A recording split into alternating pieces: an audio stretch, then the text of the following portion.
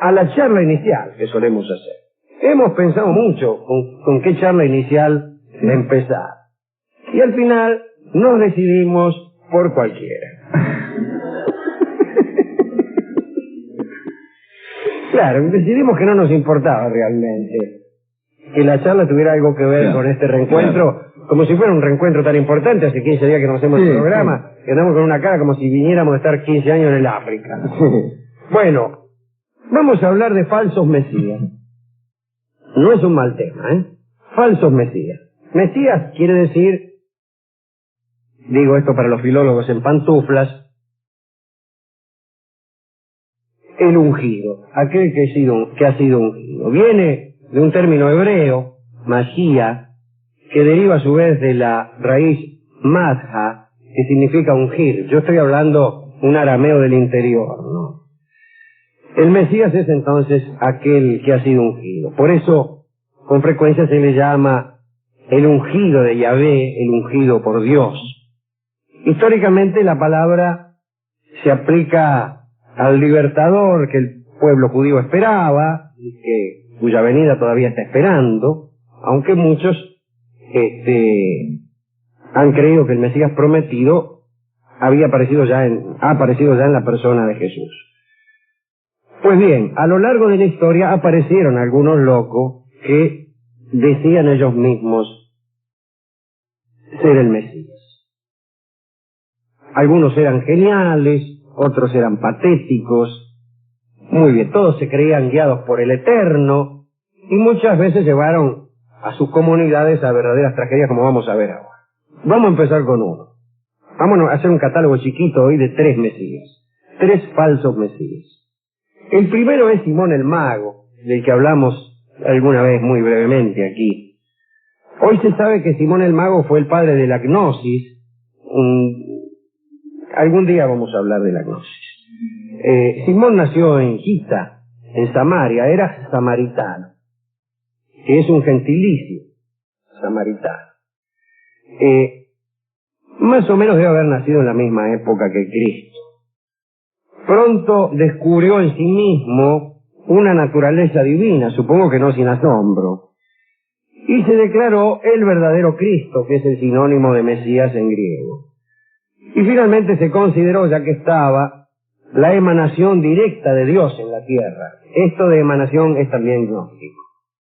Se transformó en un predicador itinerante, como casi todos los predicadores. Me hace gracia esto que dice el cronista. Predicador itinerante, como si hubiera algunos fijos. Iba acompañado por una hermosa prostituta llamada Helena, a la que había comprado en un burdel de Alejandría. Es cosa curiosa esta de comprar en este sentido a una prostituta en un burdel. Cuando examiné esta crónica por primera vez, me pareció que era lógico comprar a una prostituta en un burdel, pero después caí en la cuenta de que en realidad no se compra una prostituta, sino que se la alquila por algún tiempo. Para comprarla y llevársela, creo que hay que ir a otro lugar, no al burdel. Pero bueno, no importa. El caso es que la compró en Alejandría a Helena. Sus discípulos, los simonianos, creían que Helena era la encarnación del pensamiento divino. Haciendo caso a los pedidos de Helena y de la gente, Simón obraba los milagros más asombrosos. Atención, lista de milagros de Simón, ninguno de estos comprobado. Se revolcaba sobre el fuego sin quemarse. Es asombroso. Volaba delante de sus fieles, digamos, volaba. Claro. Que lo hiciera delante o detrás de los fieles es perfectamente irrelevante. Aunque es casi una salvedad escribanil. Volaba y lo vieron. Sí, claro, debió haber escrito. Volaba y lo vieron es un buen comienzo para un poema. Bien. También es asombroso. Incluso más asombroso que revolcarse en el fuego sin quemar. Convertía las piedras en pan. También es asombroso, pero menos. Se convertía en serpiente o en cabra y aparecía con 2 caras. una de serpiente y otra de cabra. Creaba oro. Abría puertas cerradas con llave. Esto es lo menos asombroso. Particularmente si tenía la llave, ¿no? Y según algunos, los muebles de una casa se presentaban por sí solos para el servicio. Mirá vos. Ahí viene la silla. Todos atribuían los poderes de Simón a la magia, pero nadie los negaba. Para los samaritanos, Simón adoptaba aspecto de brujo y todos los días iba precedido de una multitud de sombras que, según él, eran las almas de los muertos. Debió ser cosa digna de ver. A Simón con una cohorte sombría. Un día Simón afirmó poder crear con sus manos un ser vivo, a semejanza del Creador. En ese momento se ganó el odio de los primeros cristianos y todo empeoró cuando solicitó incorporarse a las filas de Cristo. Él también se iba a afiliar y trató de sobornar a Pedro para que le brindara el don de conferir el Espíritu Santo. Dijo: Pedro, te doy unos mangos, conferime el don de dar el Espíritu Santo. Esta indignidad lo hizo célebre a Simón Mago. Incluso se incorporó al lenguaje de las cuestiones religiosas con el nombre de simonía. Se suele usar para los malos papas. Simonía es gatillar, es sobornar, es comprar. Comprar, por ejemplo, los votos del concilio, del concilio no, del cónclave, como se hacía en algunos momentos de la historia. Para la Iglesia Católica, Simón es el adversario número uno, es un auténtico anticristo. La muerte de Simón Mago sigue siendo un enigma. Se conocen dos versiones. Según la primera, Simón se murió en Roma durante una violenta discusión con el apóstol Pedro. Discusión de la que hablamos. De esto hablamos cuando hablamos de Simón Mago. Pedro y Simón discutieron a ver quién era más poderoso, y Simón Mago se puso a volar por el aire, y Pedro imploró a Dios que le quitara ese don a Simón Mago. Petición que Dios cumplió justamente cuando Simón Mago estaba a 30 metros de altura. Así que se escrachó. Esta es la primera versión. La segunda dice que durante un debate con los apóstoles, Simón había compadreado que si se enterraba vivo iba a resucitar al cabo de los 3 días. Y parece que ahí está todavía. Segundo Mesías, Simón Bar Cosibá, Simón hijo de Cosibá, o mejor, si ustedes quieren, hijo de la desilusión, ya que aquí hay algunos que hablan el idioma. Surgió de la nada en el siglo II y puso en marcha uno de los movimientos mesiánicos más poderosos de la historia de los hebreos. No era un hombre como los demás, era un hombre muy carismático, como se dice ahora. Tenía una fuerza poco común. Se cuenta que era capaz de interceptar los proyectiles lanzados por las catapultas romanas y devolverlos directamente al emisor. Bueno, pues, este Simón Bar Cosibá se transformó en un guerrero terrible, fue seguido por miles de hombres deseosos de expulsar a los romanos de Jerusalén, aseguraba estar rodeado de brumas celestiales que lo ayudaban, y en el año 132, después de Cristo, se propuso reconquistar Jerusalén, que como saben ustedes estaba en poder de los romanos desde hacía rato. Nosotros hemos hablado de Tito, etcétera, de Vespasiano y su hijo Tito, que destruyeron Jerusalén cumpliendo el vaticinio del Cristo. Pues en el 132 este Simón, hijo de la desilusión, propuso reconquistar Jerusalén y reconstruir el templo. Y se puso al frente de un ejército que algunos dicen alcanzaba los 200.000 hombres y que yo no creo. 200.000 es un número muy grande, muy grande. Como signo de determinación, cada uno de sus soldados aceptó amputarse un dedo. ¿Sí? Bueno, a dedo por soldado eran 200.000 dedos. Los amontonaron ahí, no sabían qué hacer con ellos, francamente. Sí, claro. No tiré idea. Claro, ¿qué hago con él?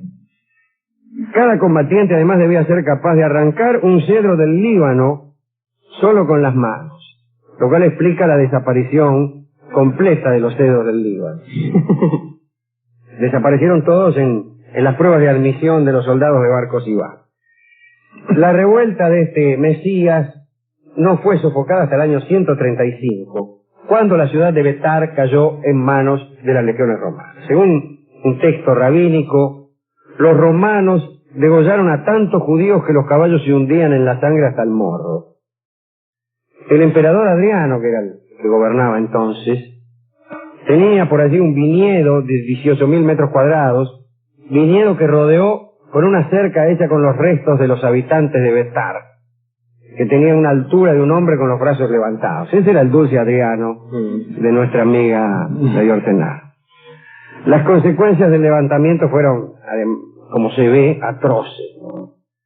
John Casio habla de 580.000 muertos, a mí me parece demasiado. Numerosos judíos fueron reducidos a la esclavitud, la vida religiosa se desplazó a Galilea, los romanos rebautizaron Jerusalén, la paganizaron completamente, le llamaron Colonia Aelia Capitolina, se prohibió a los judíos acceder a ella bajo pena de muerte, y como última blasfemia, el amigo Adriano, en pleno corazón de Jerusalén, se mandó una estatua. ¿Qué pasó con Simón Bar Kosibá? Preguntará usted. Y lo decapitaron. Lo decapitaron. Y el último de los falsos mesías de hoy es el llamado Cristo de Bouillé. San Gregorio, que era el obispo de Tours, historiador de los francos,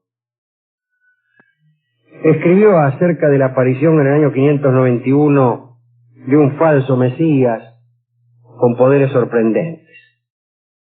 Al principio era un tipo cualquiera llamado Berruguier. Un día perdido en un bosque, se vio pronto rodeado por un enjambre de moscas. Berruguier se volvió loco. Este enjambre de moscas le ocasionó la locura. Señal de que el tipo no estaba tan lejos. Ya venía a medio enloquecer.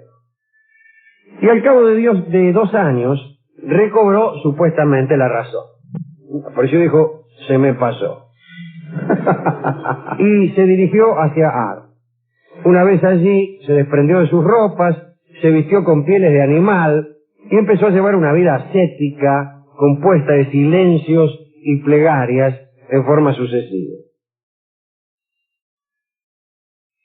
Convencido de que poseía poderes sobrenaturales, puso rumbo a las Cevenas. Allí se presentó redondamente como el Mesías. Dijo, buenas tardes, soy el Mesías. Y muy pronto Berruguier empezó a hacer milagros, y por ahí corrió un fantástico rumor. Para todos los pobladores Jesús había regresado y curaba a todos aquellos a quienes tocaba. Iban a hacerse tocar por Berruguier para curarse. Y no solo eso, también predecía el futuro, aún sin tocarte, ¿no?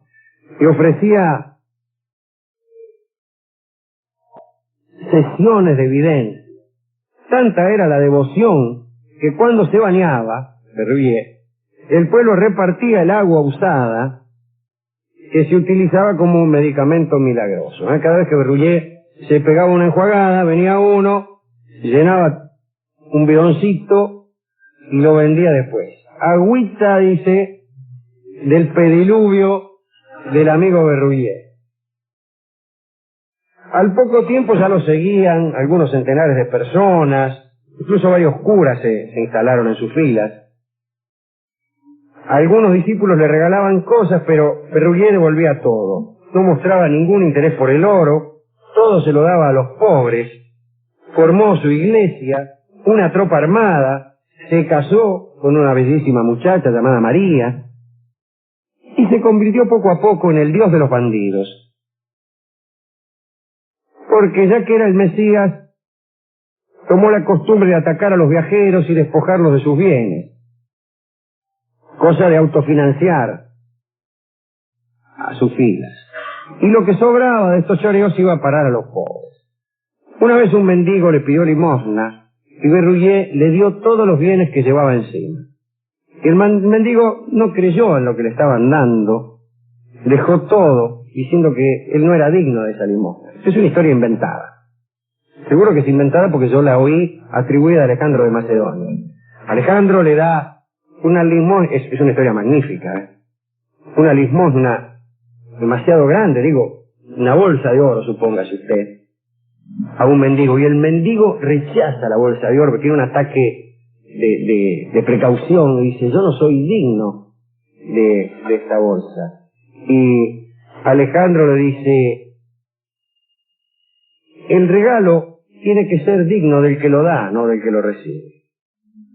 Si te doy este regalo es porque este regalo es digno de mí, no de vos. Y así parece que le dijo, cuentan que dijo Berruguet, cuando un mendigo tuvo el escrúpulo de rechazar una limosna demasiado grande. A mí me parece de una gran sabiduría. El regalo debe ser digno del que lo hace, no del que lo recibe. Cada vez que llegaba a una ciudad, el Berruguet obligaba a los obispos a que lo reconocieran como Mesías bajo tortura. Torturaba a 4 o 5 obispos y dice, ahora reconózcame como Mesías y no os digo. Pero el juego no duró mucho. Llegaron a Puy y sitiaron la sede del obispo Aurelio. Me gusta ese nombre para un obispo, ¿no? Con ánimo amenazador instalaron el campamento ahí frente a la ciudad, enviaron unos embajadores a entrevistarse con el obispo. Un detalle, los embajadores de Berruguet se presentaron totalmente desnudos ante el obispo. Somos los embajadores, dije. Cataplín, cataplín, cataplín. Se nota. Claro. Y Aurelio, que era un hombre muy inteligente, fingió quedarse impresionado. No dicen por qué. Y en respuesta a los mensajeros nudistas, envió un destacamento vestido, ¿no?, para reverenciar al nuevo Jesús. Y hay que decir que el jefe de este grupo había recibido instrucciones muy precisas. En cuanto se encontró ante Berruguet, simuló hacer una reverencia, vengo a prosternarme ante el Mesías, se agachó y lo cazó de la rodilla, el tipo cayó para atrás, se le tiraron todo encima y lo despedazaron. Eso por meterse con Aurelio. A la pobre María, que estaba siempre junto a él, la mujer, le tocó sufrir los horrores de la tortura. Pero el culto a este Mesías, a Berruguet, desapareció recién después de 200 años. La gente siguió creyendo como superstición supletórica. Es como se cree en algunas cosas que no viene al caso citar, para que no empiecen a jorobar por teléfono. Bueno, estos son los 3 Mesías de hoy. Simón el mago, el que volaba y se cayó, Simón el hijo de la desilusión, que más que un Mesías fue un revolucionario hebreo, que fue decapitado durante la orgía de sangre que Adriano desató en Palestina, y Berruguet, que terminó también masacrado por esta embajada que supuestamente venía a rendirle pleitesía.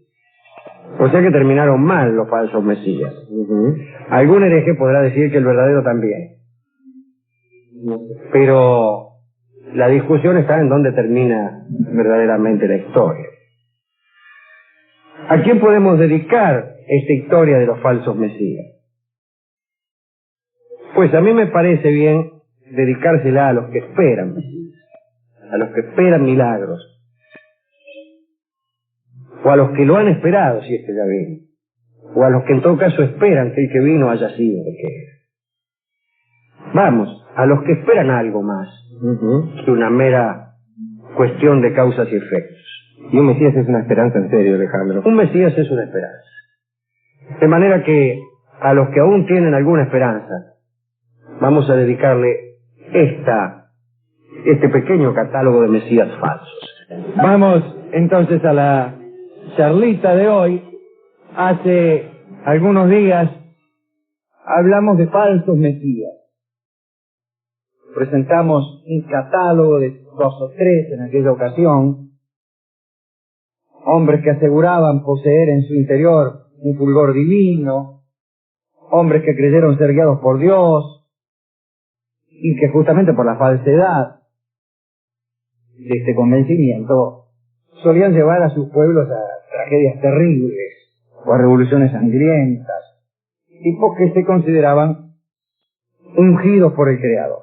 Y hoy hablaremos de uno que surgió en las filas del Islam, es Al-Hakim. Así como el pueblo hebreo habla del Masías, del Salvador ungido por Yahvé, entre algunos musulmanes aparece la figura del Mahdi, aquel que es guiado por Dios. La tradición islámica de los relatos del profeta, los hadith, es la que forjó este personaje. Se lo presume descendiente directo de Mahoma. El Mahdi llevará una frente ancha, nariz aquilina. Para los chiitas, que es fue la rama gobernante durante mucho tiempo en Irán, el Mahdi es un imán, una función de intercesor entre el divino y el hombre. Y Al-Hakim fue uno de los personajes más terribles entre todos los pretendidos mesías aparecidos a lo largo de la historia. Era un califa ismailí, Al-Hakim. También origina Al-Hakim una religión, una secta, secreta, iniciática, el drusismo, que todavía, según me dicen, reúne a más de 500.000 de fieles en Siria, en el Líbano. Y 500.000 es mucho decir, siendo que los drusos rechazan todo proselitismo y no admiten tampoco la conversión, es decir, que se nace druso. Si no naciste druso, no serás nunca druso. El drusismo proclama justamente la divinidad de Al-Hakim. Se trata de una rama disidente del Islam que ha roto casi definitivamente con el profeta para esperar el regreso de su héroe. Pero vamos al verdadero Al-Hakim. En realidad se llamaba Al-Hakim Bi'arn Allah Abu Al-Mansur. Al-Mansur, recuerdan, Al-Mansur es el que empezó a sacarle los revestimientos de piedra caliza a las pirámides de Egipto para mejorar los edificios de la ciudad del Cairo. Aquellos que han visitado hace poco o hace mucho las pirámides de Egipto, lo mismo, habrán comprobado con alguna desilusión que cuando uno se acerca las nota muy desparejas. Están muy desparejas las pirámides, casi de al lado no parecen pirámides, llenas de escalones, desprolijo parece aquello. Y no falta el burgués bien pensante que dice, pero mira qué desprolijos estos egipcios, no eran lo que nos decían. Una roña esta pirámide. Parece pirámide desde lejos, pero desde cerca es un amontonamiento de piedras. Bueno, eso porque Al-Mansur le sacó la piedra caliza con la que emparejaban todo aquello. Al-Mansur era desde luego antecesor de Al-Hakim, que había nacido en Egipto el 13 de agosto de 985. A la edad de 11 años soportó la muerte de su padre en guerra contra los carmatas y él se convirtió en califa a los 11 años. Como el muchacho todavía no estaba preparado para gobernar, uno a los 11 años está un poco verde todavía para ciertas cosas, entre ellas para ser sucesor. Y se recurrió a 2 tutores, que empezaron a sofocar una revolución tras otra. El último de estos regentes, un tal Bourgoin, me extraña que sea un nombre francés ¿no? Aspiró a apoderarse del Estado. Exactamente en el año 1000, Al-Hakim, que tenía solo 15 años, decidió liquidarlo a este Bourgoin. lo invitó al palacio y junto con unos amigos procedió a darle muerte y se reservó el derecho de asestar con sus propias manos el golpe de gracia. Y este fue el principio de una serie de crímenes, porque el joven califa hizo asesinar a la mayoría de sus consejeros. En esa época empezó a tener extrañas manías al-Hakim. Le gustaba, por ejemplo, pasear de noche por la ciudad. Me dirán ustedes, ¿y qué clase de extraña manía es esta? Bueno, ninguna.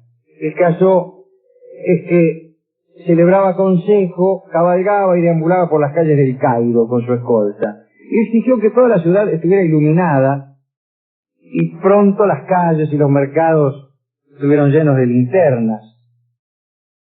A las 3 de la madrugada, de un cronista exagerado, cualquiera hubiera creído estar en pleno día. Bueno, no alguien que conociera el día del Cairo.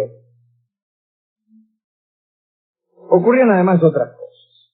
La ciudad estaba llena de sinvergüenzas, los asuntos de Estado se mezclaban con el placer. Durante los consejos de ministros se celebraban interminables orgías. Claro, eso quiere decir mezclar los asuntos de Estado con el placer. Y dice, la lujuria se imponía a la legislación. Me gustaría saber de qué manera. Pero de la noche a la mañana todos aquellos placeres terminaron. Al-Hakim renunció, al menos en apariencia, a su vida disoluta y empezó una serie de prohibiciones. Les prohibió a las mujeres, que siempre son las primeras en ligarlas, que salieran de noche. A los hombres les prohibió frecuentar los establecimientos de bebidas. No, ¿para qué si no iba a haber mujeres?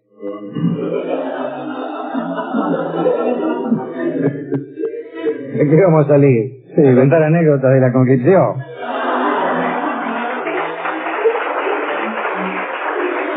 Esos tipos que salen con amigos, que van a cenar con amigos. Yo no ceno con amigos, déjenme.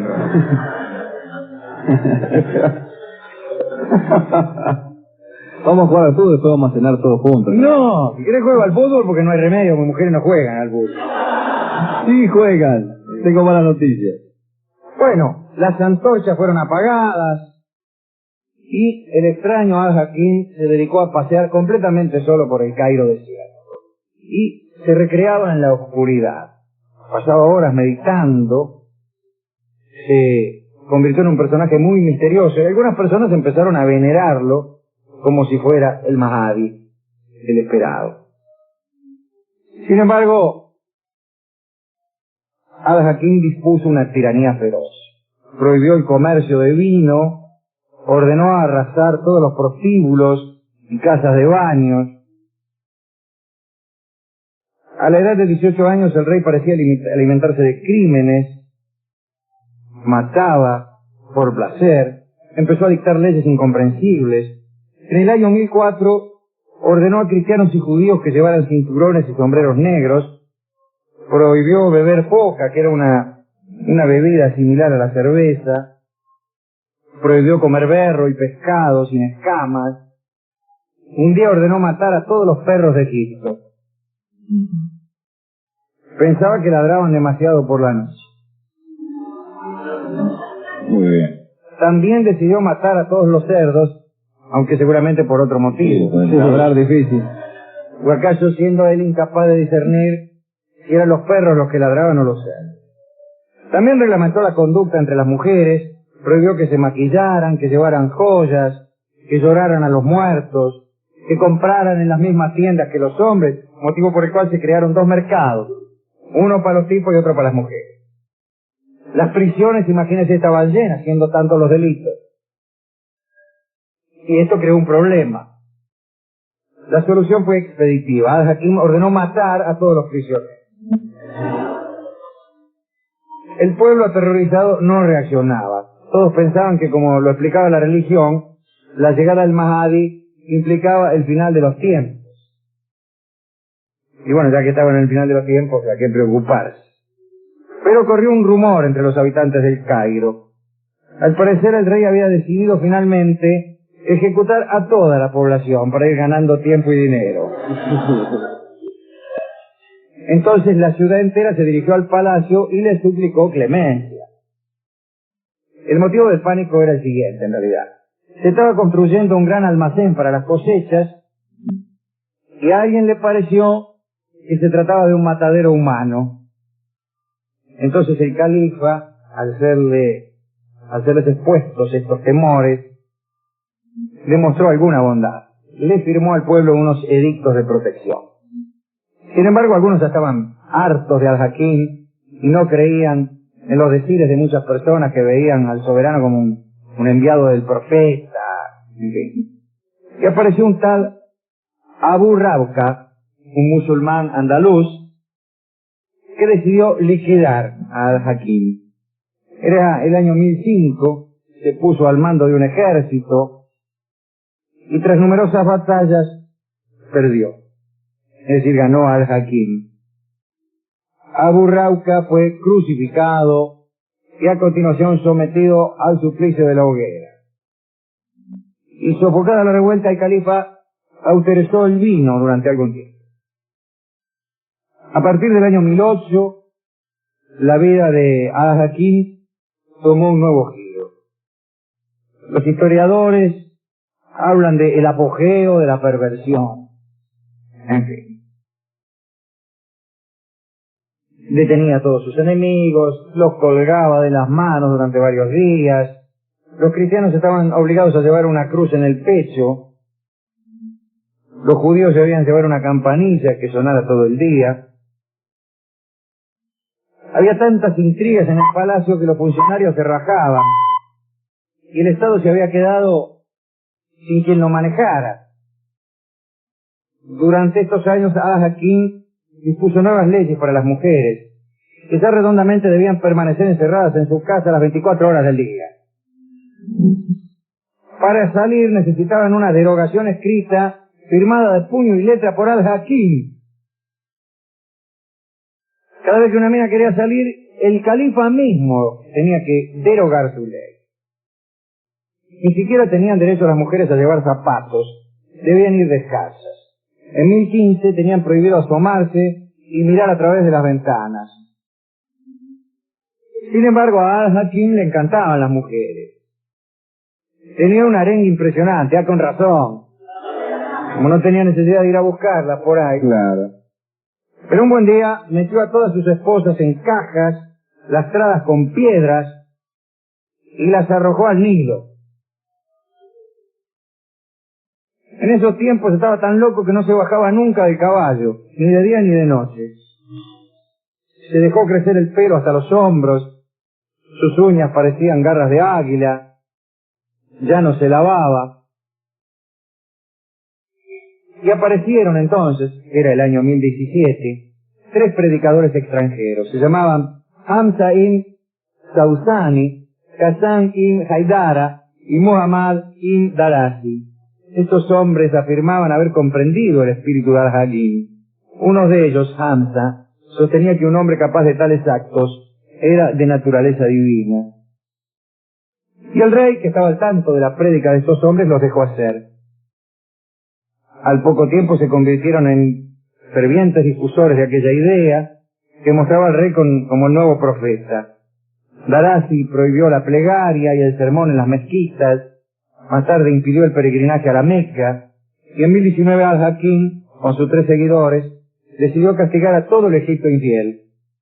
Envió a un ejército de esclavos sudaneses para que mataran y saquearan por doquier.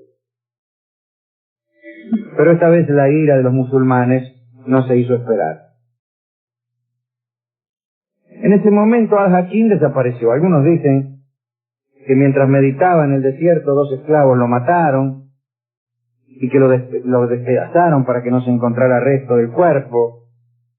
Otros dicen que le pidió a un esclavo que lo dejara completamente solo en el desierto. En fin, sea como fuere, desapareció la noche del 13 de febrero de 1021. Tenía 36 años de edad. Un detalle más. Una vez desaparecido Al-Hakim, sus predicadores tuvieron el campo libre para construir su deificación. La secta de los drusos alcanzó su auge bajo 5 profetas, los Hudud, quienes completaron una especie de enseñanza que establecieron las bases de la fe de los drusos. Este es Al-Hakim, el que cabalgaba noche y día sin bajarse del caballo, el que amó primero la luz, después la oscuridad, el que amaba a las mujeres pero no las dejaba asomarse a la ventana. ¿A quién podemos dedicar esta charla? Yo creo que a las mujeres y a las víctimas de semejante tirano. Pero también es interesante observar a estos 3 hombres, a estos 3 predicadores, Hamza ibn Sabustani, Hassan ibn Haidara y Muhammad ibn Darasi. Suele haber en la historia de los tiranos predicadores que son todavía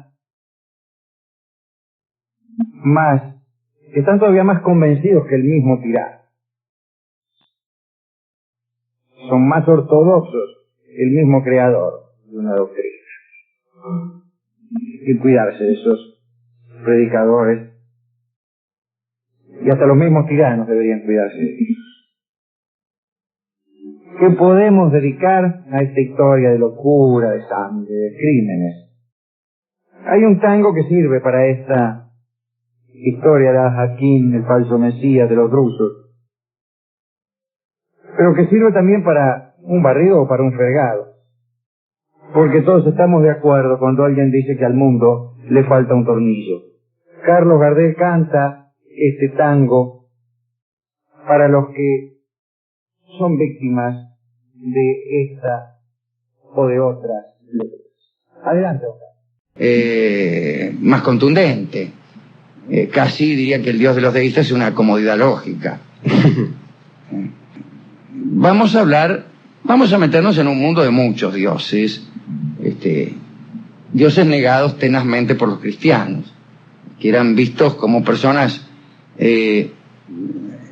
poco amables por las buenas familias paganas. Así que les cuesta a ellos creer en nuestros dioses, incluso nosotros a cambio podríamos creer en el de ellos, que era así como se manejaba esta especie de circuito de dioses adaptados, especie de sincretismo antes de tiempo, donde los dioses al pasar a otras regiones cambiaban de nombre, pero mantenían sus virtudes, y los panteones eran muy hospitalarios, que aparecía un dios nuevo y enseguida lo adoraban. Adorar un dios no significaba descreer de otros. Pero aquí viene el monoteísmo. El monoteísmo tendrá muchas virtudes, pero no la de la tolerancia.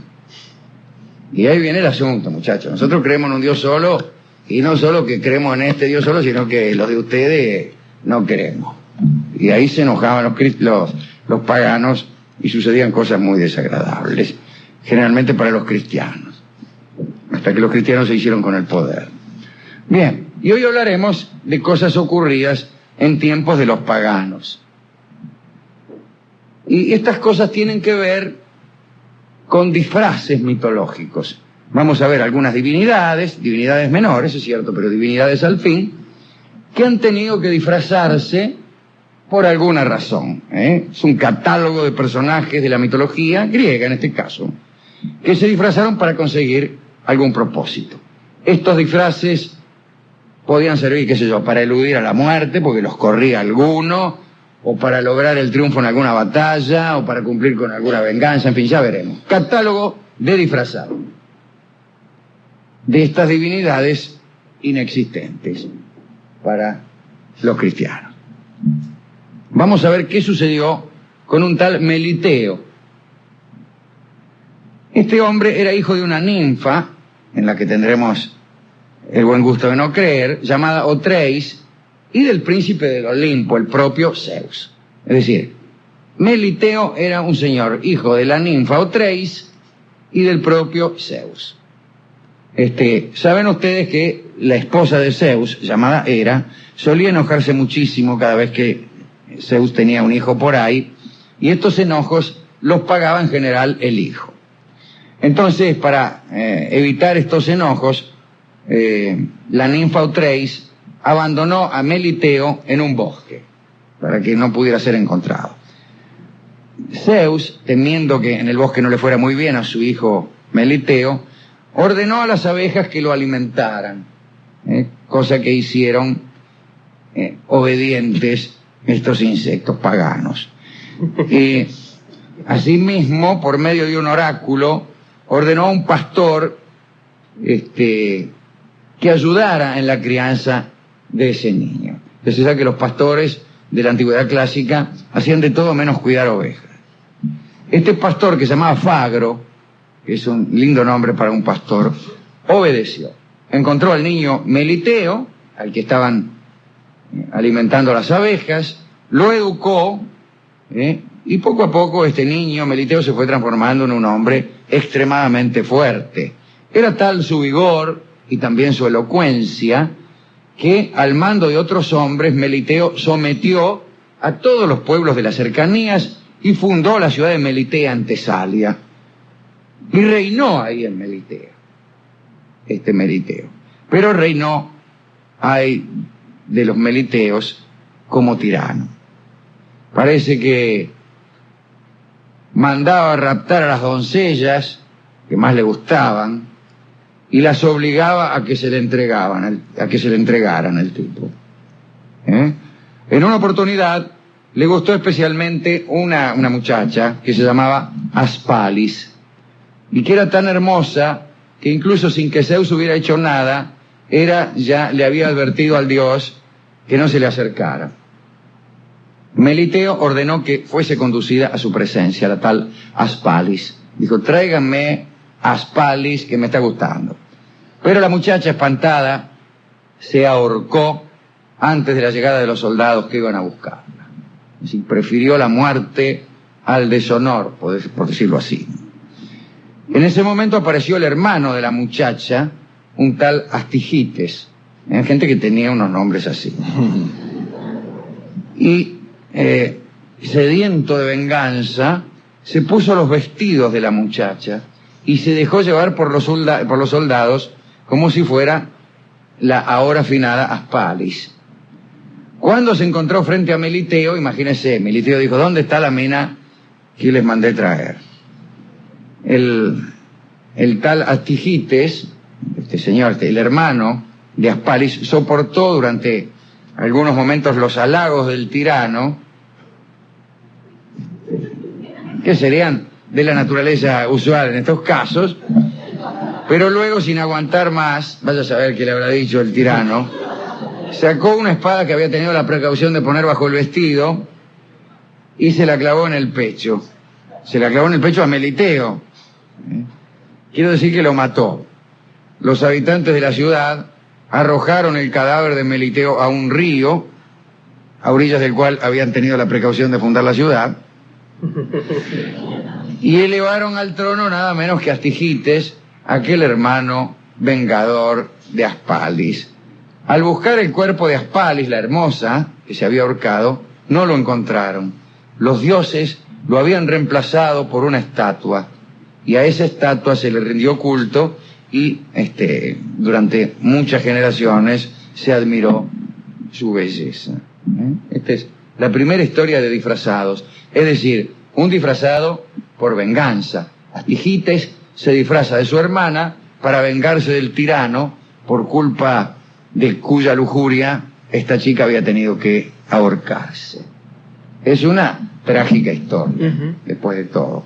Es decir, no tiene este disfraz de Astigites la naturaleza festiva que uno tiende a atribuir prima facie a cualquier disfraz. Cuando hablamos de un disfrazado, nos imaginamos una fiesta, un carnaval. En este caso, el Astigites protagonizó una verdadera tragedia. Segundo disfrazado. Este es bastante triste. Sí, señor. Astigites. Segundo disfrazado. Un pueblo, los Enianes, habían sido expulsados de su tierra por los lapitas, a quienes ya conocemos. Y andaban a través de Grecia, sin saber dónde establecerse, hasta que al final quisieron hacerlo en Ínaco.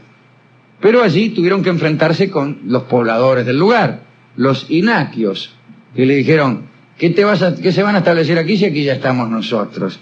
Aquí los únicos que nos establecemos somos nosotros, dijeron los inaquios, cuya intolerancia era proverbial. Un oráculo que nunca faltaba había vaticinado a los inaquios que perderían todo su país si cedían la menor porción de tierra a los enianes, estos que venían errantes. Y de esto se enteró un noble de los enianes, no ya un inaquio, sino uno de los enianes, que se llamaba Temón. Él se enteró de ese dato, se enteró de este dato y supo entonces que si conseguían la cesión del mínimo pedazo de tierra, conseguirían el país todo. Es decir, una cosa es que este dato lo tuvieran los inaquios, y otra cosa mucho más terrible es que lo tuvieran los beneficiarios de aquella amenaza oracular, o los posibles beneficiarios. Entonces, Temón, que pertenecía a los enianes, se disfrazó de mendigo y se presentó ante el rey de los inaquios. He aquí el disfraz de mendigo. El rey de los inaquios se llamaba Hipéroco, que era un hombre brutal, hay que decirlo, sin temor a las represalias. Mitad porque hace ya miles de años que ha muerto Hipéroco. El caso es que Hipéroco se burló del mendigo y en vez de pan le tiró como chiste. Acostumbraban los reyes brutales y acostumbran todavía a las personas míseras de este mundo a burlarse de los mendigos. Y entonces, en vez de darle pan, le tiró un puñado de tierra. Y Temón, el supuesto mendigo, tomó ese puñado apresuradamente. Pero al ver la actitud de Hipéroco, los viejos inaquios se acordaron del antiguo oráculo que decía que si se le cedía a los enianes un poco de tierra, se iban a adueñar del país, y sospecharon o creyeron que existía la posibilidad de que ese mendigo no fuera lo que decía ser, y advirtieron al rey que no dejara irse aquel mendigo. Pero Temón se dio cuenta de esta maniobra y salió rajando. Incluso en medio del raje pidió ayuda a Apolo, y mientras les pegaban los talones en la cintura, imploró ayuda a Apolo, y Apolo lo ayudó, y Temón pudo escapar de sus enemigos. Más tarde, el rey de los eneanes, Femio, seguro de su triunfo, luego de obtener el pedazo de tierra a que el oráculo hacía referencia, retó a duelo a Hipéroco y lo mató de una pedrada en una circunstancia curiosa, ¿no? Parece que el rey de Ínaco se distrajo para ahuyentar a un perro molesto que lo había seguido hasta el lugar del combate, y el otro le encajó un ladrillazo, A la muerte de Temón, el que se había disfrazado de mendigo, se tributó a este héroe un culto en el que todos comían una carne a la que llamaban carne del mendigo, que no sé, a lo mejor era tierra, anda a saber. Pero el caso es que efectivamente los enianes se quedaron con el país. ¿Todo por qué? Porque sí. Porque Temón se disfrazó de mendigo. Segundo disfraz. ¿Este disfraz para qué? Para conquistar un reino. Tercer disfrazado. Vamos a hablar de Filotis. Esto es en las primeras épocas de Roma. Había controversia y enemistad entre los latinos y los romanos. Los latinos aprovecharon una debilidad circunstancial de Roma para atacarla al mando de Livio Postumio. El ejército latino acampó en las cercanías de Roma. Es decir, era todo tan cerca que era Roma directamente, pero todavía había esas diferencias que luego casi se hicieron imperceptibles. Bueno, el ejército latino acampó en las cercanías de Roma y envió embajadores para pedir a los romanos que les entregaran a sus hijas y sus viudas con el objeto de cimentar, decían, los lazos ancestrales que ya entonces unían a sus razas. Está muy bien eso, pedirle a alguien la entrega de sus hijas y viudas para cimentar un rato, acá entre los yuyos, los lazos ancestrales que unen a nuestras razas. ¿Qué están haciendo? Ya lo ve, cimentando, bien cimentados, los lazos ancestrales que unen a nuestras razas. El caso es que los romanos se espantaron y, no sabiendo qué hacer, una esclava llamada Filotis, disculpen ustedes, les propuso que en vez de mandar a las grandes señoras, a las damas y a las hijas de las familias de pro, la enviaran a ella, junta con otras esclavas también, disfrazadas de mujeres libres. Eran tiempos en donde para que una esclava se pareciera a una mujer libre debía disfrazarse. Esto es una verdadera desgracia. Que exista la posibilidad de disfrazarse de mujer libre es una tragedia. Pero es que las mujeres libres tenían unos ornamentos, hay que decir, cuyo uso no estaba permitido a las esclavas. Entonces Filotis y sus amigas, munidas de los correspondientes ornamentos que acreditaban su condición libre, marcharon donde los latinos. En realidad el plan era que estas esclavas iban a distraer, por decirlo así, con sus encantos a los latinos. ¿Cómo me gusta que me distraigan con encantos? Casi diría que la distracción, para algunos de nosotros, consiste en lo que sucede en aquellos raros momentos en que no estamos preocupados por algún encanto. Pues muy bien. Las esclavas se encargarían de distraer con sus encantos a los latinos, y durante la noche Filotis proyectaría una señal luminosa en el momento en que los sitiadores estuvieran desarmados o dormidos o algo. Y así se hizo. Filotis y sus compañeras engañaron a los latinos, y en un momento dado la mencionada Filotis puso una antorcha que había tenido la precaución de llevar en una higuera, que no es un buen lugar para una antorcha, pero bueno, es lo que había, y la incendió, me refiero a la antorcha, ya que la higuera suele tardar en tomar fuego. Rápidamente los romanos, que estaban esperando esto, salieron de la ciudad e hicieron una gran matanza de latinos que no pudieron defenderse porque estaban dormidos, desarmados o algo. En memoria de este episodio se celebraban en Roma las nonas de la higuera, que eran unas fiestas en cuyo transcurso se salía de la ciudad desordenadamente, tal como hacen los romanos hoy en día. Se ofrecían a las mujeres voluptuosas banquetes y las esclavas se paseaban en libertad. Eran unas fiestas fantásticas, las nonas de la higuera, y salían todos a divertirse, que se acababa el mundo. Este es el tercero de nuestros disfraces. Un disfraz que finalmente consigue el triunfo en batalla. Un disfraz famoso fue el que tuvo que ponerle el propio Zeus a su hijo Dioniso. Como sabemos, Dioniso era hijo de Zeus y de Sémele. Sémele, aquella que tuvo la mala idea de pedirle al dios que le demostrara todo su poderío para complacerla. Sémele andaba con Zeus, con el dios, con el príncipe del Olimpo, y se le ocurrió como a cualquiera de nosotros, ¿no? Imagínense que su hermana, pongo por caso Rolón, sí, empezara a salir con el príncipe del Olimpo. Y bueno, en algún momento cabe suponer que sentiría la tentación de decirle: a ver, demostrame tu poderío. No fue una buena idea en el caso de Sémele, porque a Zeus se le fue la mano y tiró un rayo que la fulminó. Desesperado Zeus, compungido y un poco avergonzado también, se apresuró a extraerle a Sémele el hijo que llevaba en el seno y que estaba en el 6º mes de gestación. Enseguida lo cosió a su propio muslo, digamos, ventajas quirúrgicas que asisten al príncipe del Olimpo. Y al llegar la hora del parto lo sacó de allí vivo y perfectamente formado. Dioniso fue confiado a Hermes, quien encargó su crianza a Atamante y a su segunda esposa Ino.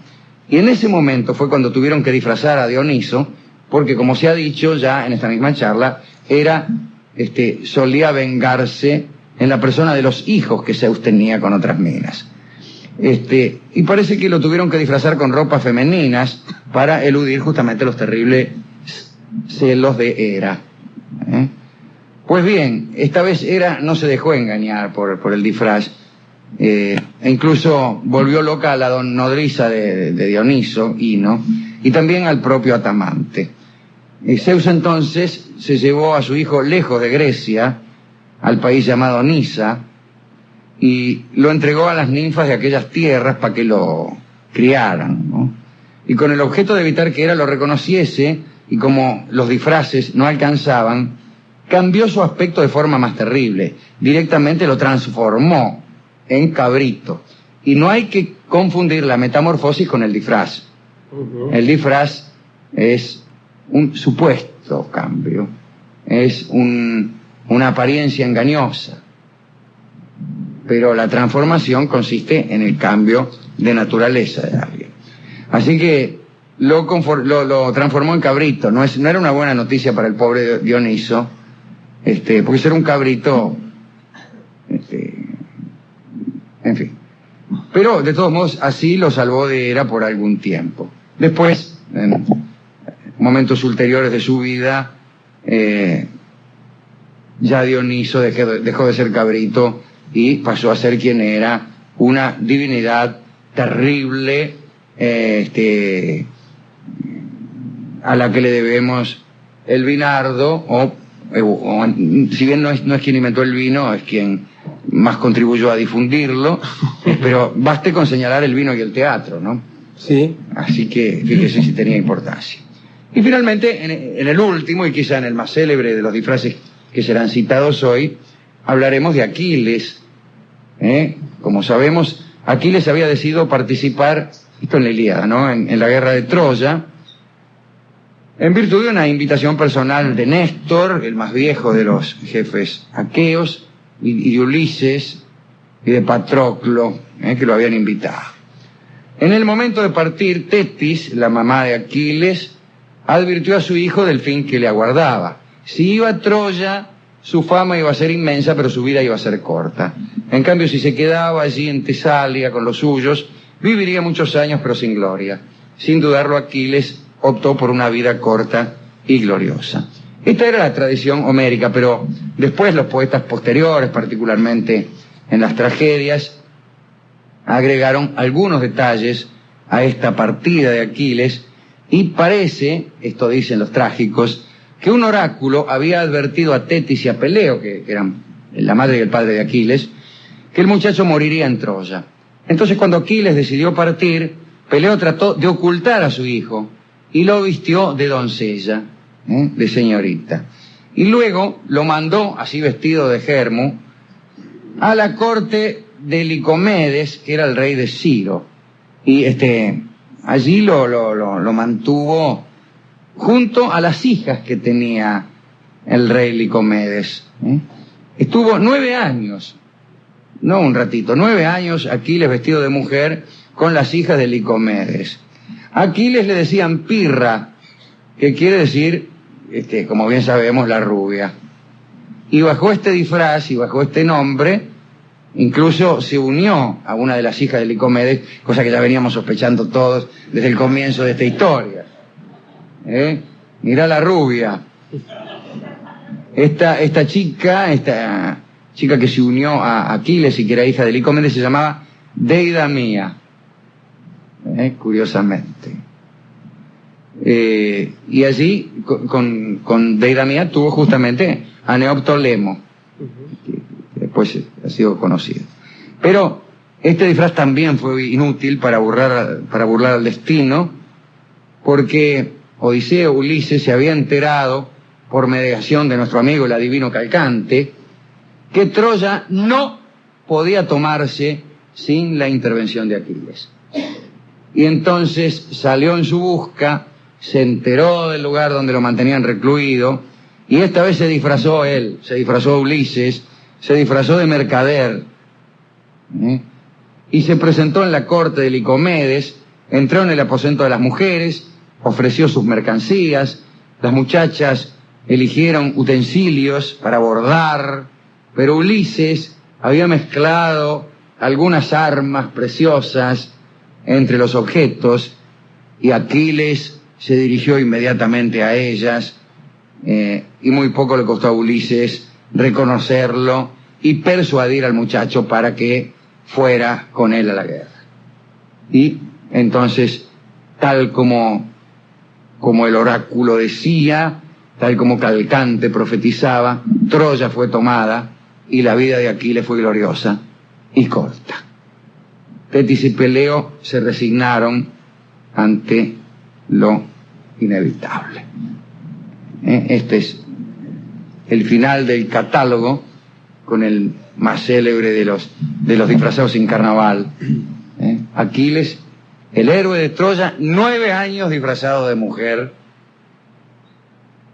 en la corte de Licomedes, rey de Escilo. ¿A quién dedicar esta sucesión de disfraces? Bueno, algunos simpáticos héroes que están aquí, ¿no? Pero no siempre simpatizamos con el disfraz, puesto que, por lo general, si bien en primera instancia suele la idea del disfraz traernos en ancas la idea de una fiesta, si seguimos pensando, la siguiente idea es la del engaño. El disfraz siempre está relacionado con el engaño. Estamos un poco hartos de engaños y engañadores en este foro, pero como quiera que sea que a veces los disfraces, aún representando un engaño, tienen un fin noble, pues vamos a dedicar esto a quienes se han disfrazado con nobles fines. Sí, por ejemplo, en las historias que usted narró, Alejandro, creo que son las dos últimas, ¿no? Que sí, tienden a disfrazarse para preservar la vida. Sí. En cambio de las otras que tenían como objetivo un crimen, la invasión, la venganza. Sí. Entonces, a los disfrazados mansos, a los que no tienen bajo el poncho o bajo el disfraz de oso Carolina un puñal. Y a todos los disfrazados inocentes que en este mundo han sido, hay también cierta inocencia en algunos disfraces, en algunos hay malevolencia, en otros hay inocencia. Digo, el personaje del que no alcanza a disfrazarse convenientemente siempre me ha inspirado a mí una inmensa ternura. El disfrazado imperfecto es ciertamente un personaje tierno. Aquel que cree que nos engaña, pero no nos engaña. Lo reconocen enseguida. Claro, aquel que permite que lo reconozcamos, o aquel que tiene algunos gestos o algunos rasgos de una naturaleza tan aguda que permite ser reconocido enseguida. De manera entonces que agrego a estos héroes mitológicos un otro héroe mitológico, perteneciente a mi propio Olimpo, que es el Gordo Pueblas de Caseros, quien nunca pudo evitar que lo reconociéramos. Sí. Aún bajo los más complejos disfraces. Aún cambiando la voz y claro, todo. Porque sus gestos eran de una naturaleza tan perfilada, y espero que lo sigan siendo, Roberto, que no había manera de disfrazar aquella enorme personalidad. Y digo que es un gran elogio decir que hay personas que no pueden disfrazarse nunca enteramente. Para ellas también la dedicatoria de esta noche. ¿Y con qué vamos a ilustrar esta charla, esta colección de disfrazados? Hay una milonga que solemos escuchar en este programa y que canta don Alberto Merlo, cuyo título parece la pregunta, y es la pregunta después de todo que se hace alguien cuando ve a un disfrazado y se pregunta si será la persona amada, ¿no? ¿Será él? Se llama esta milonga, y será él, es la pregunta que tantas muchachas se habrán hecho al ver entrar un oso Carolina en el baile del pueblo. Entonces cante usted, querido y respetado Alberto Merlo, esta bella milonga, será él, dedicada a todos los que no alcanzan a disfrazarse enteramente. Hoy hablaremos de arte y engaños. ¿Qué quiere decir esto? Bueno, vamos a referirnos a una serie de episodios de los que son protagonistas algunos pintores. Pintores que hicieron su trabajo con tal realismo y tal perfección que dieron lugar siquiera momentáneamente al engaño y a la confusión de distintas personas. Digo, gente que pintaba con lo que hoy se llama hiperrealismo, pero no intentándolo, sino porque así se pintaba en aquel entonces. Tanto que en el Renacimiento se llamaba a los artistas monos de la naturaleza o monos de Dios, porque el oficio consistía, según se creía por aquel entonces, en el arte de imitar, que los monos dominan. Toda imitación siempre, salvo en esta época, ha generado la inmediata idea del mono. Tanto es así que la palabra similitud viene de allí, de simio. Bueno,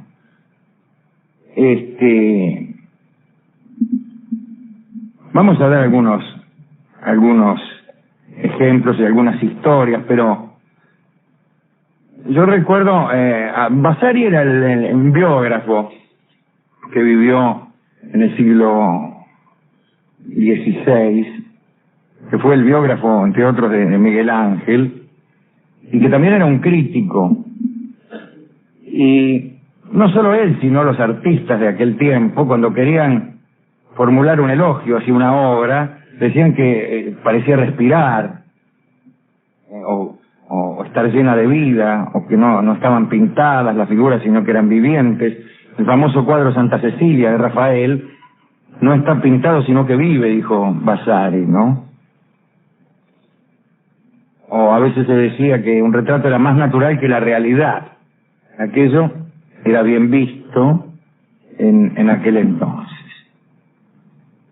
Vamos a contar algunas historias. La primera es protagonizada justamente por Rafael, el pintor de Urbino. El maestro Rafael se llamaba Timoteo Vitti. Este hombre era pintor, naturalmente, pero también tocaba el violín y el laúd, cantaba extraordinariamente bien y era un gran seductor. Timoteo apadrinó al Rafael y entonces Rafael aprendió en poco tiempo algunas de las técnicas del maestro. No solo las concernientes a la pintura, sino también las que por ahí tenían que ver con la seducción de señoritas. Dicen que el maestro y el alumno salían a saludar damas por las calles, y según Rafael, esto lo hacían para ampliar los límites de la belleza pictórica, queriendo decir que salían a levantar minas. En una carta escribió Rafael: para pintar a una mujer bella necesitaría ver muchas mujeres bellas, pero habiendo carestía y escasez, tanto de buen juicio para elegir la mejor, como de hermosas, me sirvo más bien de cierta idea que me viene a la mente. Es decir que Rafael veía, pero también inventaba. Se dedicó a observar muchachas para luego idealizar lo visto. Según Vasari, era un verdadero goce ver esas beldades de ficción que creaba Rafael. Algunos amigos le reprochaban detalles, que en sus pinturas de cuerpos femeninos eran poco coincidentes con la naturaleza, y Rafael se defendía diciendo que el modelo desnudo no servía más que de indicación para conservar el detalle en la memoria, no para repetirlo, sino para comprender tensiones, dependencias, y así crear acción y vitalidad. Bueno, en ese sentido pensaba distinto al Caravaggio, que era mucho más esclavo de la realidad. Tanto es así que para pintar la resurrección de Lázaro tomó como modelo un cadáver de 4 días. Bueno, pero en una ocasión Rafael hizo uso del naturalismo más extremo para gastarle una broma a un posadero. Parece que en aquellos años Rafael llevaba una vida disoluta y se quedaba muchas veces sin un guita. Y en la posada donde se hospedaba había contraído deudas terribles, y bueno, un día pidió la cuenta. El encargado se la llevó a la habitación y Rafael le pidió que volviese al cabo de 2 horas para recibir el importe. Transcurrió ese lapso, el posadero encontró la puerta abierta y sobre la mesa unas brillantes monedas de oro. Pero cuando quiso levantarlas no pudo porque estaban pintadas. Rafael para ese entonces ya estaba a muchos kilómetros del lugar y en camino hacia Florencia. Bueno, aquí hacen eso no con la habilidad del de Urbino, sino pegando monedas en los mostradores de vidrio para probar la honestidad de los clientes, que tratan de apropiárselas, pero como están pegadas, resultan chasqueados. El pastorcito Giotto, que vivió en Florencia entre 1267 y 1337, como si eso nos importara, parece que también era aprendiz en el taller de Chimahue y aprovechó un día la ausencia del maestro para pintar una mosca sobre la nariz de un santo que el maestro estaba pintando. Él pintó una mosca directamente, ¿qué tal? Y cuando el maestro regresó, se sentó delante del cuadro para seguir pintando y vio al insecto. Trató de ahuyentarlo, pero la mosca permanecía imperturbable sobre la nariz del santo. Y en un arrebato de furia, no muy cristiana, y también sin ninguna consideración para con el santo, el maestro le pegó una piña que el cuadro quedó atravesado de lado a lado. Y en ese momento comprendió que había sido una broma de su alumno, ¿no? Pero hay un episodio más antiguo. A comienzos del siglo IV vivía en Atenas el famoso pintor Zeuxis, a quien un día se le ocurrió pintar unos racimos de uvas. Y orgulloso de su obra invitó a un colega, Faracios, para que viera el cuadro. Y Faracios, ya celoso de antemano, ¿no?, fue al taller de Zeuxis y tuvo que admitir la estupenda calidad de las uvas pintadas. Pero lo hizo de forma insuficiente.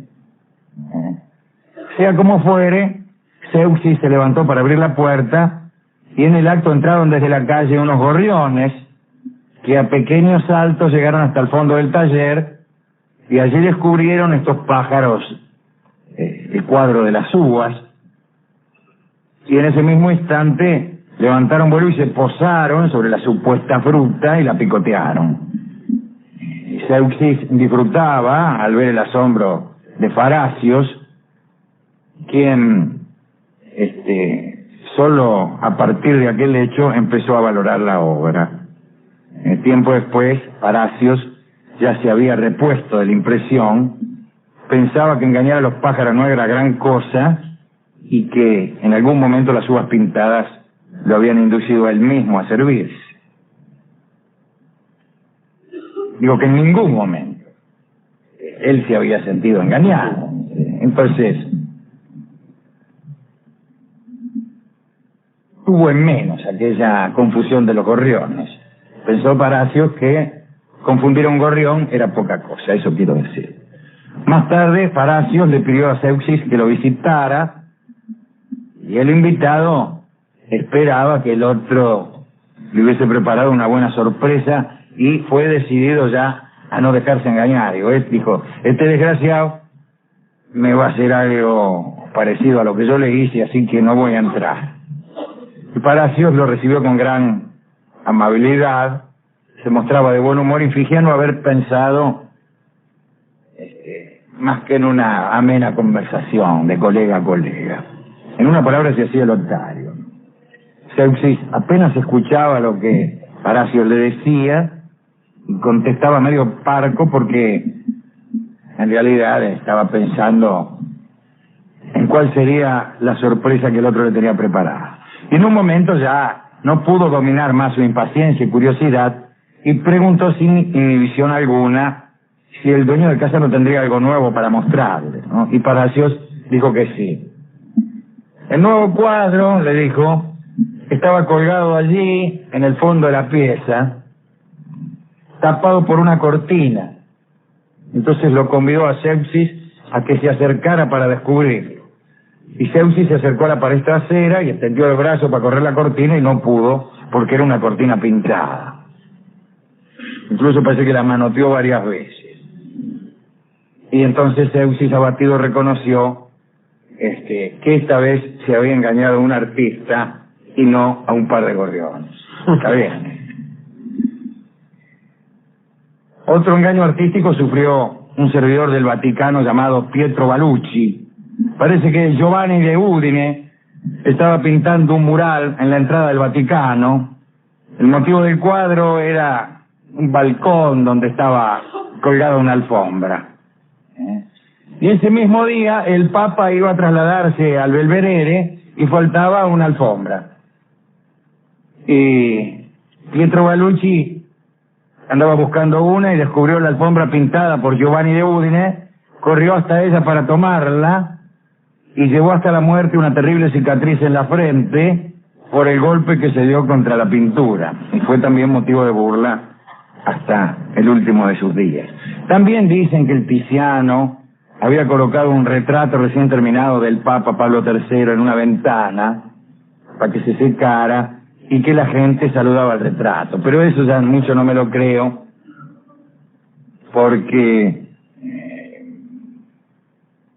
por bien que uno pintare un retrato en una ventana, produce unas sombras que no son naturales, hay que cuidar un montón de cosas. Bueno, en fin, esa no me la creo, ¿no? También, aunque esta ya no es una confusión, ciertamente el Papa Julio II, ya viejo, vio los trabajos de Miguel Ángel en la Sixtina y entonces le agradeció al pintor por haberle dejado ver lo que le esperaba en el cielo. Y no está tan mal. Usted sabe que mirando la Sixtina hay, por ejemplo, como unos tirantes. Ahora bien, también hay unos tirantes que están pintados.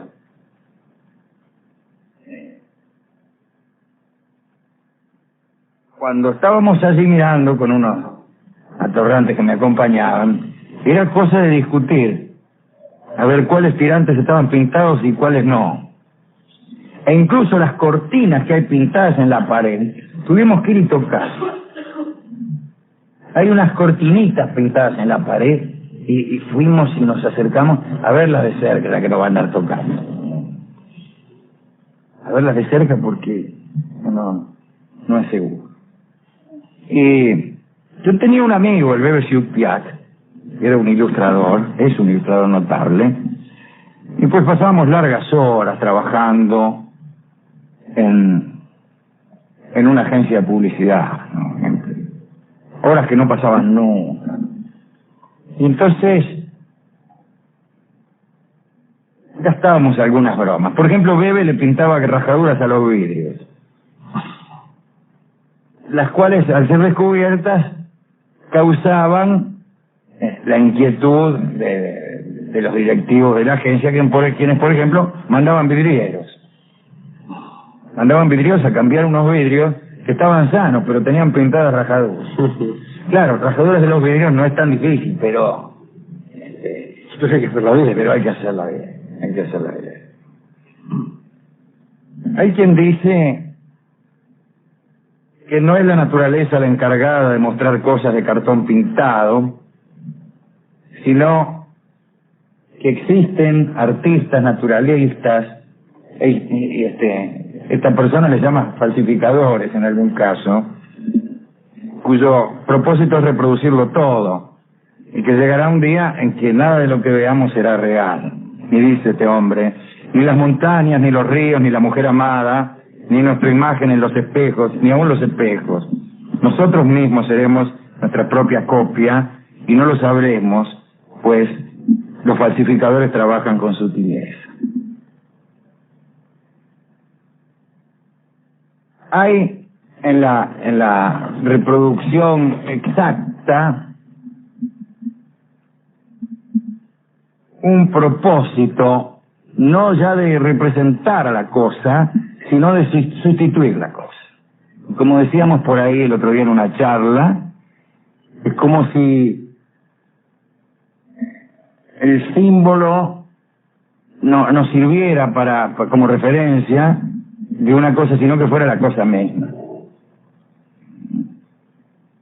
Hay también algunas paradojas con respecto al hiperrealismo, a saber, la copia exacta de un cuadro impresionista es un cuadro hiperrealista. Yo creo que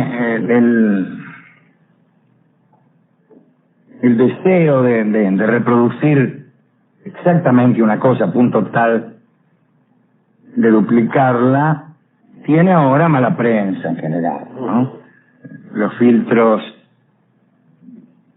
del impresionismo, las corrientes no figurativas, hacen que salvo esta corriente del hiperrealismo, casi nadie pinte de un modo tal que aparezca la fidelidad como un mérito. Estas anécdotas que hemos contado hacían mucho más efecto en una época en donde esto se valoraba. Dicen algunos que la aparición de la fotografía ha hecho superflua la representación fiel de algún objeto de la naturaleza. Yo creo que no es eso lo que ha hecho superflua la representación fiel de la naturaleza. El arte fiel no es que haya dejado de tener sentido por la existencia de la fotografía, como si una foto viniera a representar con ventaja estos retratos o estas figuras que están representadas, por ejemplo, pongamos por caso en la Sistina. Es decir, como si pudiera, ya que se ha inventado la fotografía, pudiera taparse con fotos el cuadro de Miguel Ángel. La pintura, aún aquella que con mayor fidelidad representa los objetos de la naturaleza, también tiene otro sentido. No se trata de ver, no se trata de que tengamos ganas de ver la cara de fulano. Para eso incluso mejor que un cuadro de fulano es fulano mismo. ¿Qué sentido tendría la fotografía, por ejemplo, para alguien que se puede mirar en el espejo? Si es que esa es la argumentación. Las escuelas estrictamente figurativas han pasado de moda porque han pasado de moda, como también han pasado de moda algunas que no lo son, no porque se haya inventado ninguna máquina. Así que creer que cualquiera de los grandes pintores no figurativos, que desde el impresionismo en adelante se pinta así porque alguien inventó el daguerrotipo, es una liviandad verdaderamente. Yo me pregunto a quién dedicar esta charla acerca de la exactitud de la reproducción de algunos pintores. A los pintores mismos que aparecen como protagonistas de estas historias, ¿no? Al pastorcito Giotto, a Rafael el de Urbino, a Zeuxis, al amigo que alcanzó a chasquearlo. Y bueno, ¿qué otro hay? A Michelangelo, que lo puso en duda a usted, Alejandro, ya. Sí, claro. Al Buonarroti, ¿no? Que me hizo dudar a mí mismo y a mis amigos, que son tipos verdaderamente que no creen en nada. No creen en nada, no creen ni en Miguel Ángel. Creían que se trataba de una foto verdaderamente. Bueno, a todos estos geniales pintores. ¿Y con qué podemos ilustrar esta charla? A mí se me había ocurrido producir también un engaño musical, ¿no? De suerte de pasar una canción que pareciera otra. nos hiciera creer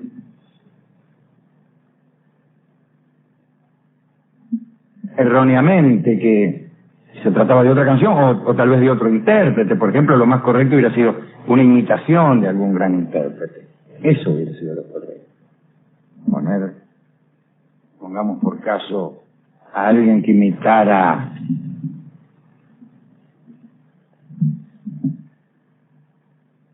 no sé a quién se puede imitar. ¿Quién? Alguien que imitara, claro, a Horacio de Val. Pobre Horacio de Val cantaba maravillosamente bien. Sí, pero se Imitaba a Gardel, claro. Imitaba a Gardel, pero cantaba muy bien realmente. Sí. Cantaba muy bien Horacio de Val. Hemos pasado aquí algunos discos. No sé si aquí probablemente lo hayamos pasado cuando estamos en la tango, porque hoy en día conseguir un disco de Horacio de Val es muy difícil. Incluso uno va a pedir discos de Horacio de Val y te quieren encajar uno de Gardel.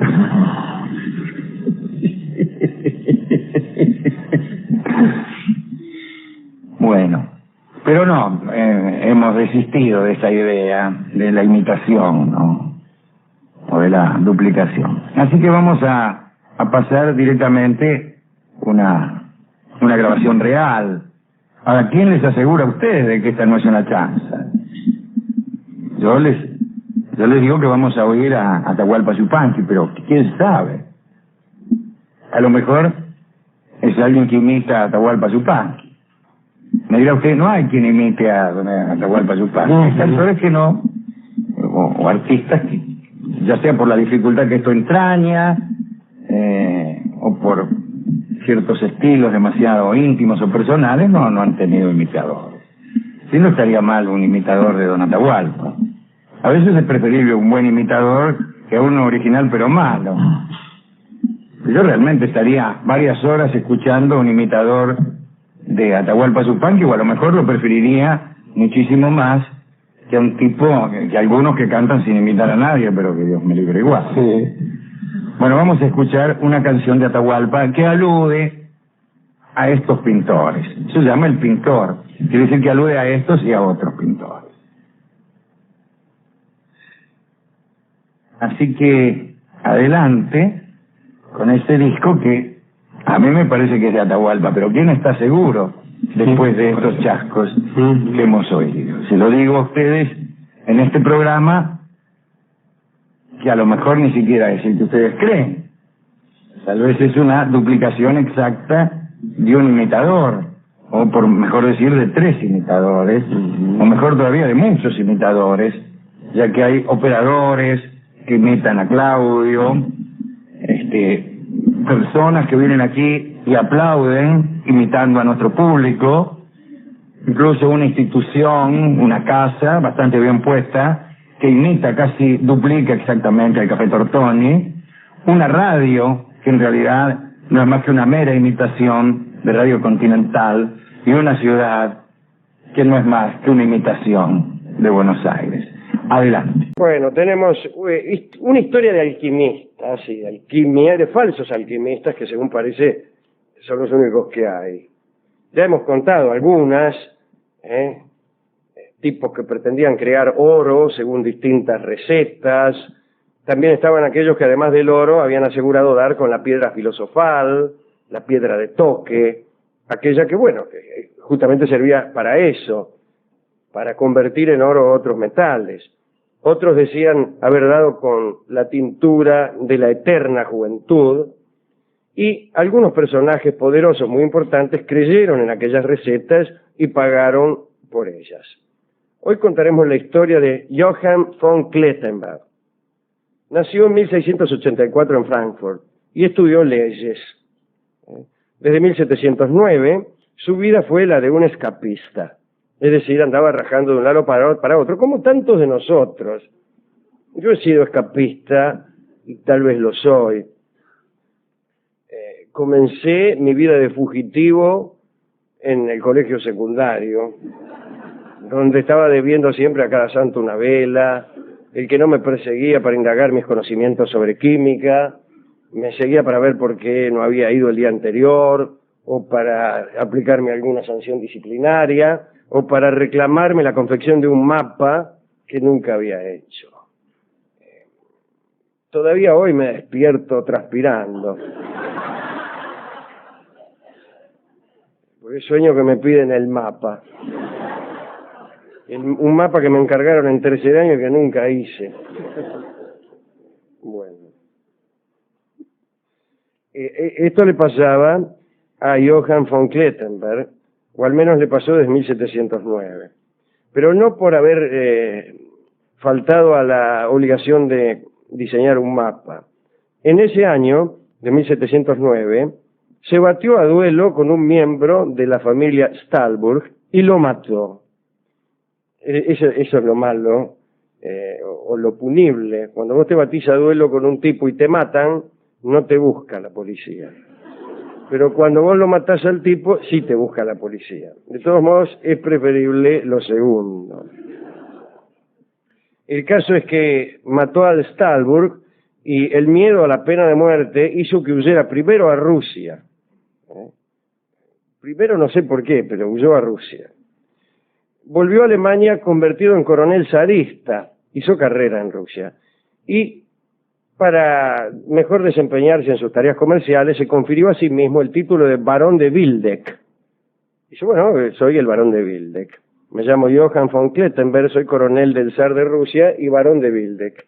Por entonces dijo haber descubierto secretos de la alquimia y como dueño de ese oficio se presentó en Bremen. También se presentó en Praga y en Mainz.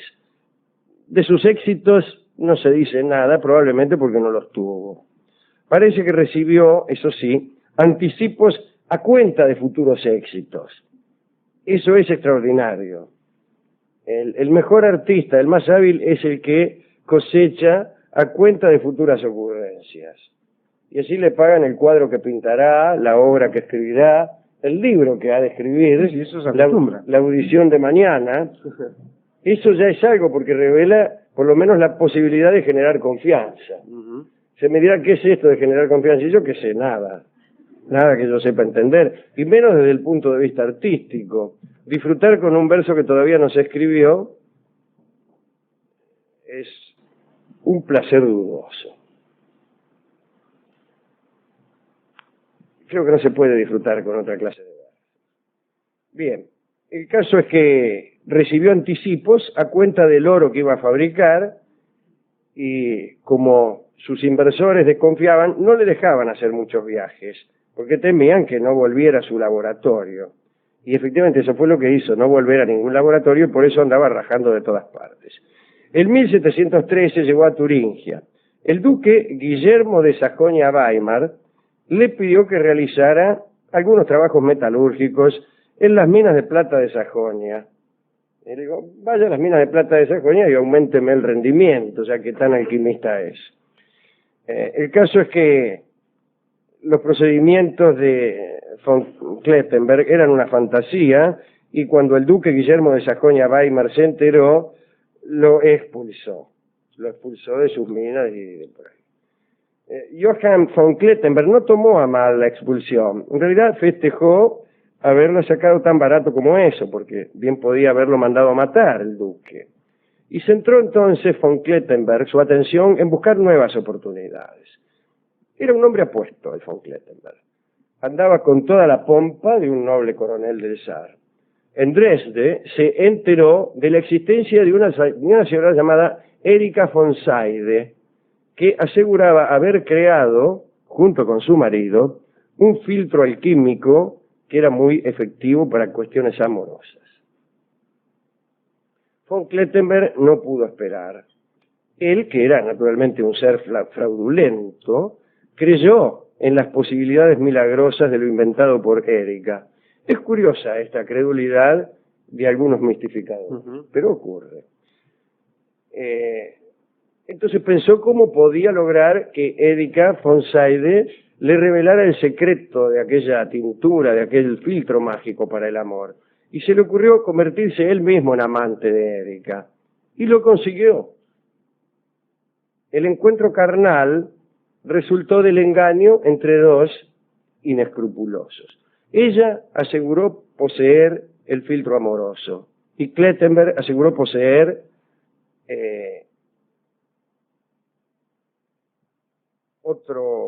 un filtro de juventud.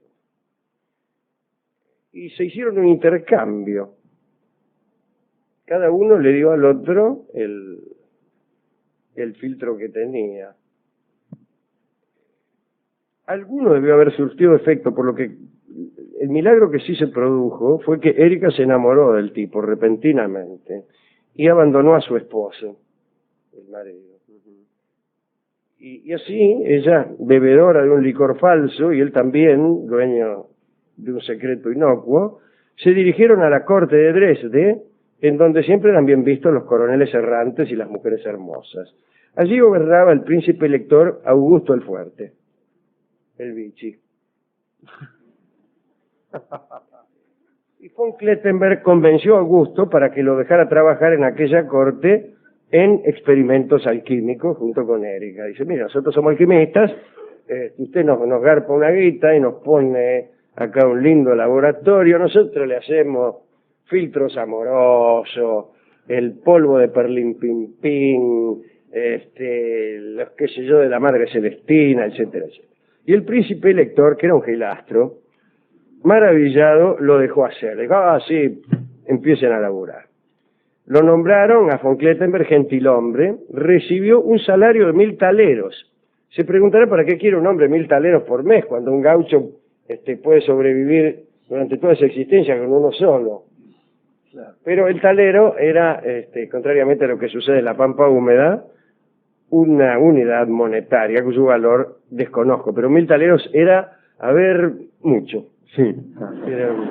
Era muchísimo. Además le dio 3000, que por cierto no sé cuánto era, pero era más que 1000. 3 veces más probablemente. Por lo menos. Para que dispusiera su laboratorio. Y tuvo la alegría von Klettenberg de ver a su compañera entre las primeras damas de la corte, ahí lucirse. Los dos laburaron un buen rato con sus mistificaciones, pero la impostura la pagó Klettenberg.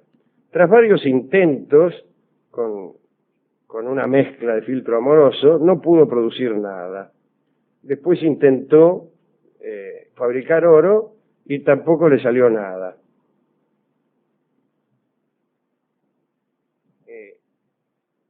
Además contraía fuertes deudas con boticarios, porque pedía cosas para hacer, qué sé yo, que le recomendaban que reforzara sus experimentos con todo tipo de porquerías, ¿no? Un día el príncipe Augusto se hartó.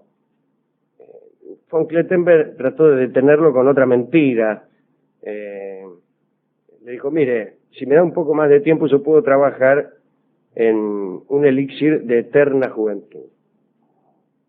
En realidad lo que quería era ganar tiempo para rajarse, ¿no? Y Augusto el Fuerte empezó a tomar un líquido que le daba von Klettenberg. Y claro, vio como es uno siempre cree que está joven. Me dice, qué lindo que estoy, mentira, está hecho una porquería uno. Pero eso le pasaba a Augusto, que además medio gilastro como era, se miraba en el espejo y decía, hermano, qué lindo que sos. Está haciendo efecto el suero de la juventud de von Klettenberg. Y así lo tomó durante algunos años. Pero los buenos tiempos terminaron en el año 1718. Un día Augusto tuvo una sensación repentina, que fue la siguiente. Estoy viejo. Se miró al espejo y descubrió, como descubre todo el mundo más tarde o más temprano, que estaba viejo. Entonces salió corriendo, llamó a los guardias del palacio y les dijo, apresad a von Klettenberg, ya que me ha vendido un suero de la juventud que como bien se ve no sirve. Entonces inició un proceso en el que además se presentaron, un proceso judicial digo, y allí se presentaron varios testigos que informaron de las fechorías que von Klettenberg había venido realizando en otros sitios y de las cuales hemos dado cuenta en el comienzo de estas charlas. Lo mandaron finalmente a la fortaleza de Königstein, donde von Klettenberg llevó adelante un desesperado intento por salvar al menos la vida. Quiso escapar, ese es el intento. ¿Ustedes qué creían? ¿Que iba a tomar algún elixir de la inmortalidad? No. se quiso rajar, que es lo que hubiera hecho yo. Un método no muy científico, pero muy eficaz a veces. Quiso escapar, pero lo agarraron. Es extraordinario cómo estas solas palabras bastan casi para el argumento de una película. Quiso escapar, pero lo agarraron y no hizo más que confirmar el veredicto condenatorio de la comisión que Augusto el Fuerte había nombrado para tratar el caso de su gentilhombre. Y así el 1 de marzo de 1720, Johann von Klettenberg fue decapitado. Ustedes se preguntarán, ¿qué pasó con Erika von Seide? No lo sabemos, nada más cuenta la crónica.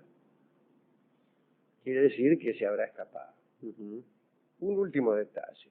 Una sobrina del impostor de von Klettenberg fue Katharina von Klettenberg, una muchacha que, con procedimientos alquímicos o casi brujeriles, atendió los malestares de un joven enfermizo de 20 años que se llamaba de apellido von Goethe.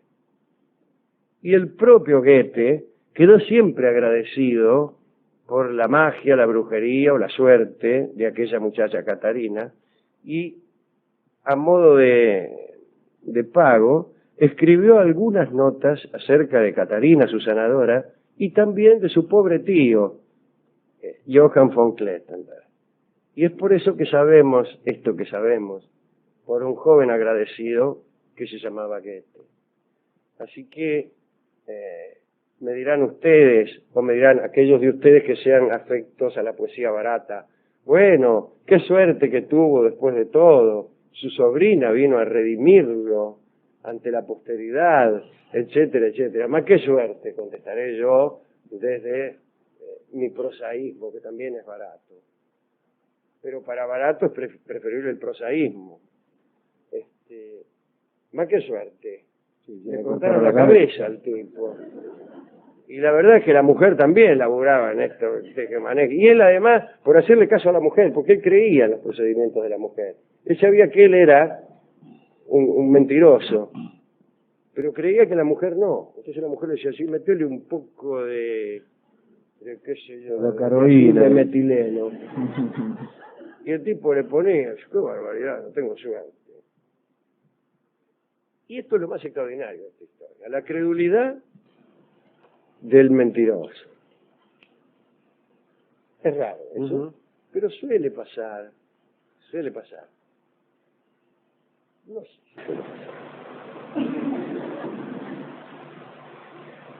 Lo que sucede es que a mí hay algunas credulidades que me llenan de terror. Yo que toda la vida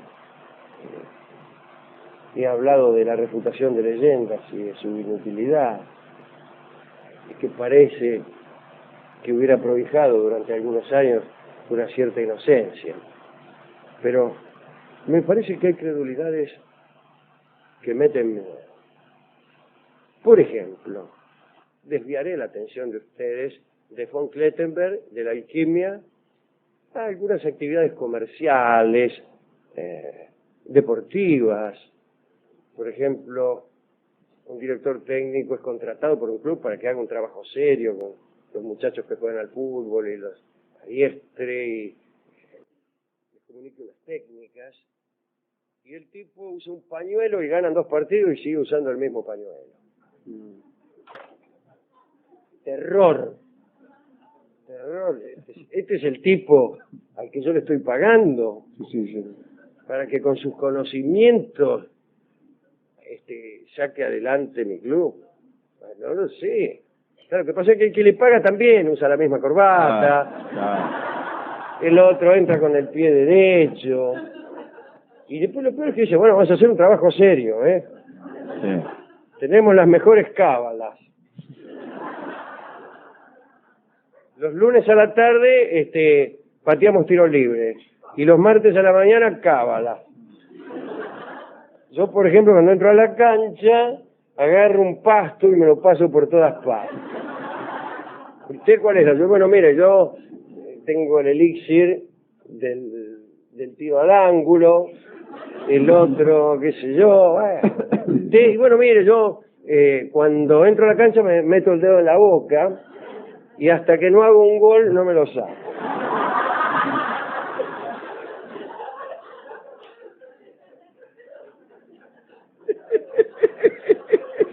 Pobre el Pampa Sosa. Claro.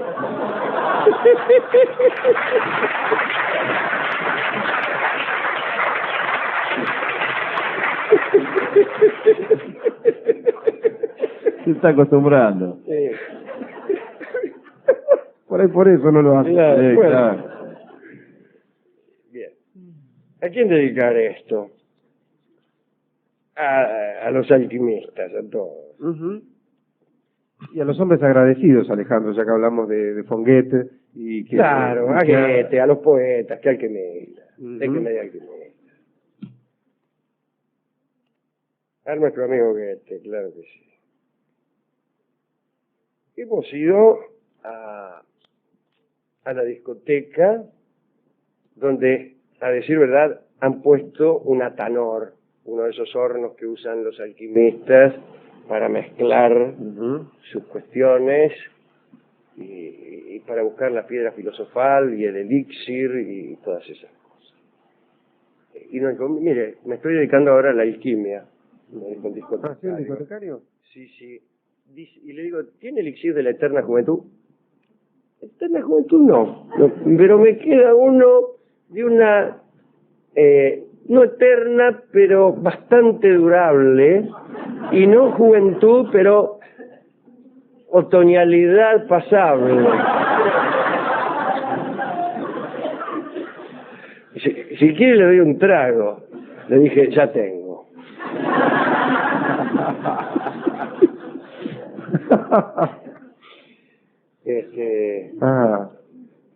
Y me dijo que había ido mejorando el elixir, que había conseguido primero el elixir de la perpetua vejez. Y que vos te lo tomabas y te volvías cada vez más viejo. Ajá. No falla nunca eso, ¿no? No, sí, y a partir de ahí empezó a tratar de mejorarlo, Ajá. pero no lo había conseguido. Bueno, entonces me dijo que no podía darme ningún disco. Le pregunté si tenía filtros amorosos, ya que se sabe que yo me enamoro con alguna frecuencia y no siempre exitosamente. No siempre. No, hay que confesarlo. Entonces le dije, ¿por qué no me prepara algún brebaje, algún yuyo, algún gualicho, alguna carqueja, para que yo le pueda encajar a las damas de las que me viniere a enamorar? Y él me dijo, tengo una samba que embruja. Y es esta samba de los yuyos que van a cantar los Huancahuá y que, según dice, tiene un efecto sonoro que enamora. Las personas que oyen, las damas que oyen esta zambita, se enamoran del primer hombre que levanta la mano. Adelante los Huancahuá.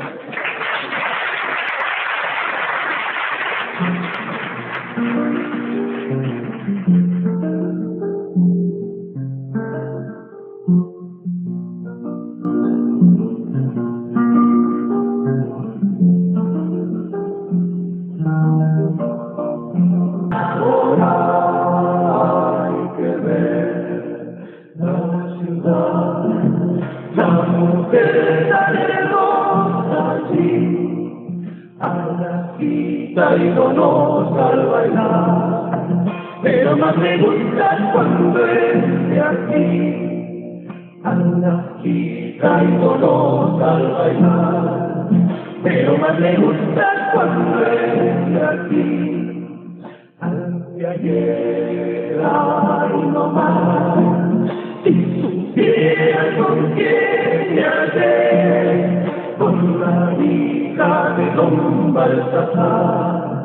Creo que el domingo la voy a ver, con la hija de don Baltasar. Creo que el domingo la voy a ver, lluviosa, que hace menguar